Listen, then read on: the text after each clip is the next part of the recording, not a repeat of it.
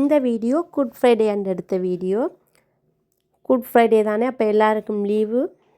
அப்போ ஒரு 4-5 மரக்கறி வச்சுட்டு சாப்பிட்டுட்டு கோயிலுக்கு போகணுன்றதான் அன்றைய நாள் பிளான்.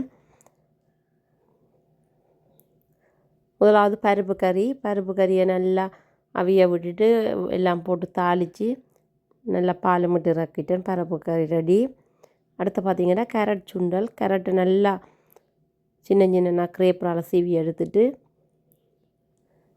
தேங்காய் பூ, வெங்காயம், பச்சை மிளகாய் எல்லாம் போட்டுட்டு கொஞ்சம் மிளகு தூளும் போட்டுட்டு தாளித்து கொட்டி விட்டால் கேரட் சுண்டல் ரெடி.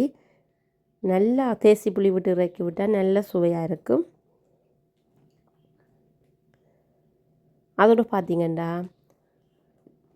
ரசம், நல்ல புளி விட்டு நல்ல புளி ரசம், நல்லா நிறைய தக்காளி பழம் போட்டு புளியெல்லாம் போட்டு எல்லாம் குத்தி ஒரு ரசம். அதோடு பார்த்திங்கன்னா பைத்தங்காயும் தக்காளி பழமும் பொரித்து போட்டு ஒரு பிரட்டல் மாதிரி செய்திருந்தேன் நான். அதோடு பார்த்திங்கன்னா கத்தரிக்காயும் கடலையும் பொரித்து போட்டு 2 பிரட்டல் கறி.